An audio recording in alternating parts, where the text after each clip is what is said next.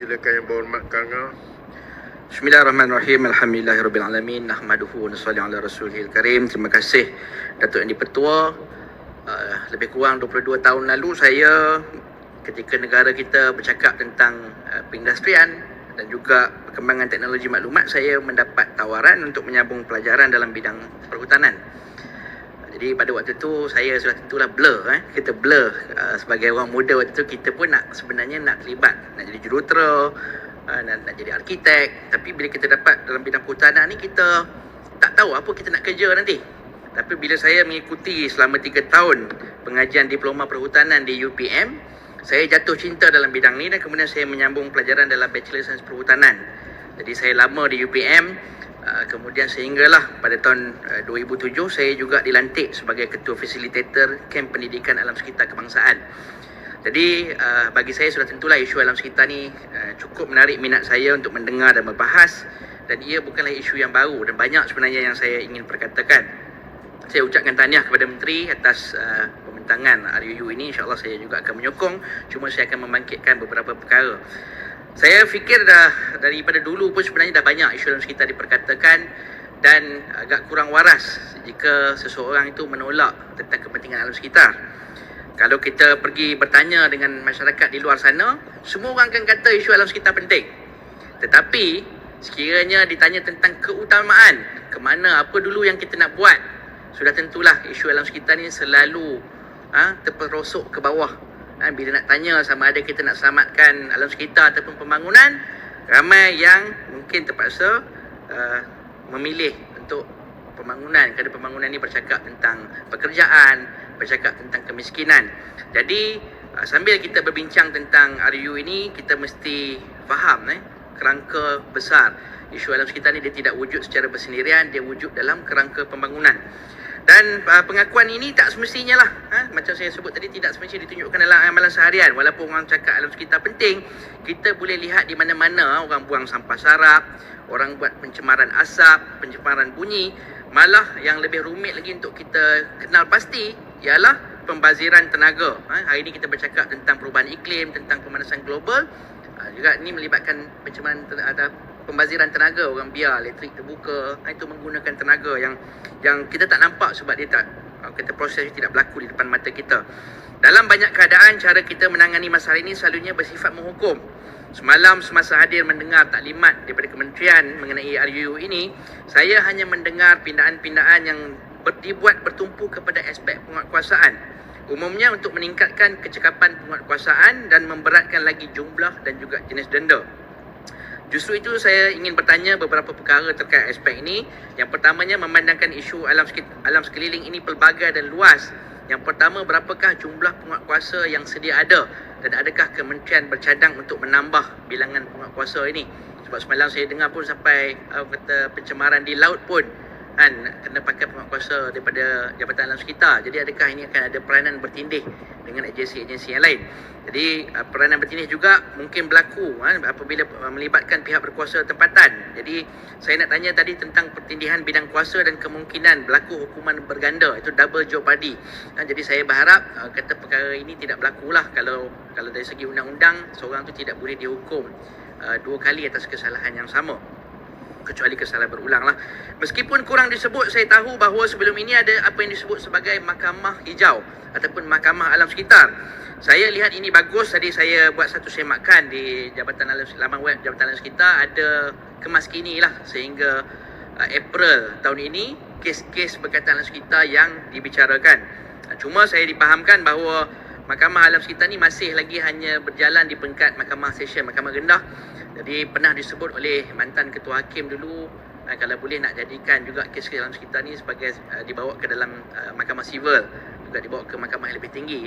Jadi saya nak tanya apakah perkembangan ni, adakah kementerian bercadang untuk menjadikan kes untuk kita memberatkan lagi perhatian kepada alam sekitar ni sehingga kita membenarkan ia dibicarakan di Mahkamah Sivil. Soalan saya, tadi saya dah sebut tentang peranan mahkamah. Saya juga dalam kes-kes yang dipaparkan di laman web ni, saya tengok banyak yang kita syarikat yang berdaftar. Jadi saya nak tahu status mereka yang tak berdaftar. Kadang-kadang yang buat pencemaran ni dia buat operasi secara haram. Banyak kali kita dengar buka kilang secara haram.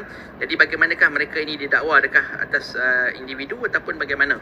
Sebab tidak ada terpapar setakat yang saya tengok dalam kes tahun 2022. Dan saya juga nak tahu apakah tindakan yang dikenakan kepada pesalah berulang.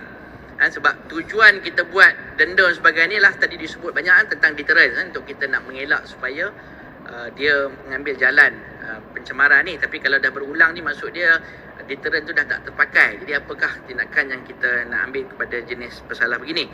Yang seterusnya ialah tadi banyak kawan saya sebut tentang sisa berjadual. Yang ini juga sebahagian yang telah terkandung dalam akta. Saya tengok kalau dalam akta tu sebenarnya agak cukup cantik untuk orang yang nak simpan, nak proses sisa berjadual ni. Dia kena minta kebenaran. Jadi adakah, kenapa tidak kita mewajibkan dia melaporkan apabila dia nak melupuskan sisa berjadual ni? Ataupun mungkin kerajaan sendiri menyediakan satu pusat pelupusan sisa berjadual. Jadi dengan cara itu dia tidak dapat mengelak. Jadi kalau dia mendapat keizinan lulus untuk guna, jadi dia juga mesti exit door dia sama. Dia mesti melalui juga satu proses semakan daripada agensi yang sama, supaya kita tahu bahawa sisa jadual yang digunakan ni tidak dibuang di tempat lain, melainkan di tempat. Boleh kita adakan insentif. Maksud dia kalau sisa berjadual tu dilupuskan di tempat yang disediakan, kita boleh bagi mungkin 10% dia punya bayaran yang kita kenakan tu, kita boleh bagi diskaun kepada dia. Saya juga ingin mencadangkan beberapa tindakan proaktif daripada pihak kerajaan. Tadi beberapa rakan saya dah sebut soal pendidikan. Saya rasa pendidikan ni luas dan banyak. Saya sokong, tadi saya pun sebut saya dalam latar belakang pendidikan dalam bidang ini. Cuma saya minta diperluaskan lagi ke peringkat yang lebih rendah. Ini sudah tentu pendidikan ni satu perkara yang berterusan. Cuma kesan pendidikan ni kita tak boleh tengok dalam masa yang segera. Kalau kita ajar hari ni, tak semestinya esok dia terus faham. Sebab aspek alam sekitar ni setengah-setengahnya adalah rumit. Justru itu tindakan proaktif yang mesti dibuat, khususnya melalui penglibatan pegawai yang cekap dalam memberi input kepada pelbagai rancangan pembangunan.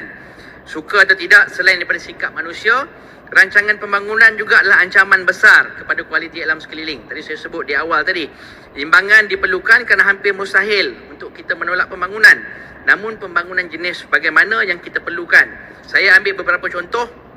Kalau kita tengok negara kita ni dalam menuju kemajuan, kita banyak mengumumkan pelbagai projek. Ada berlaku buka tanah, ada berlaku kita kata penyahwartaan hutan.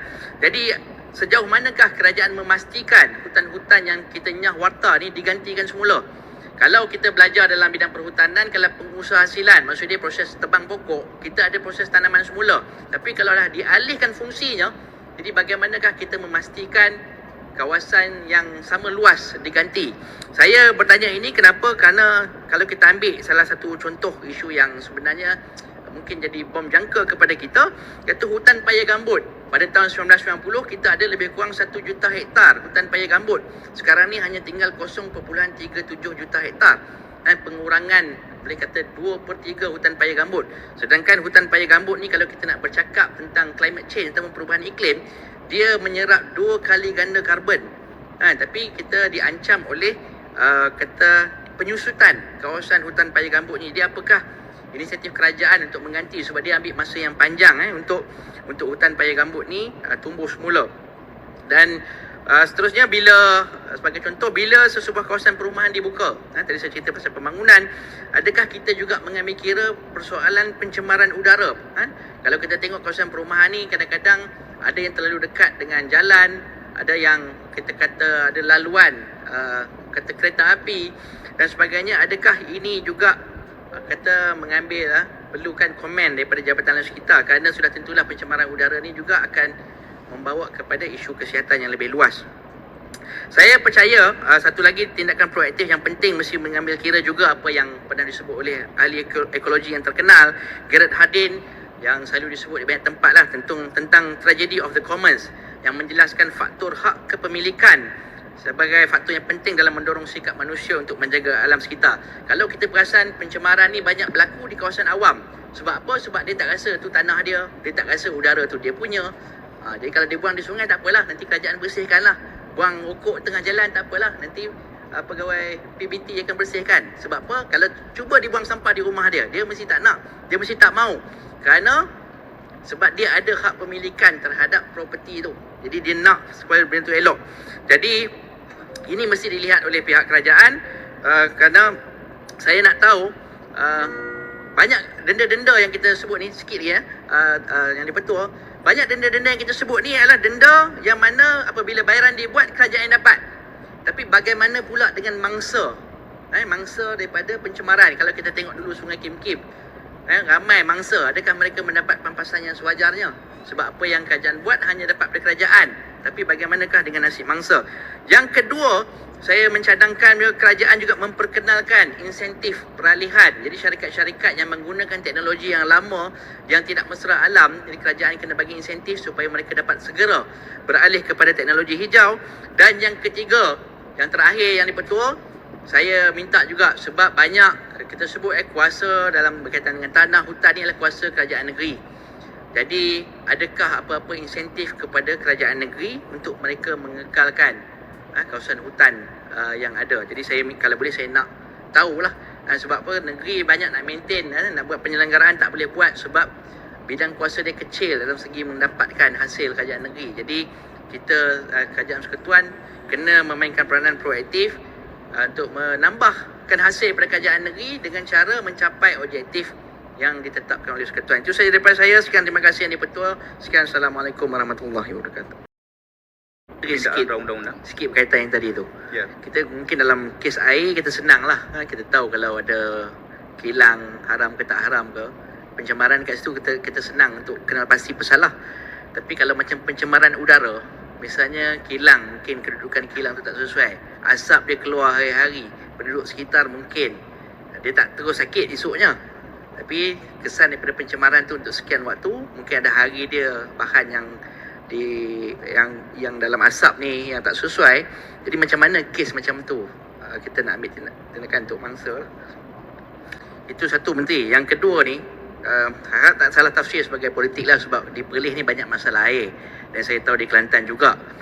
Bagaimana pula dengan aset-aset kerajaan yang kita keluar air daripada pipe yang tak bersih, tak elok, yang jadi mangsa ni itu juga isu alam sekeliling yang jadi siapa yang patut bayar?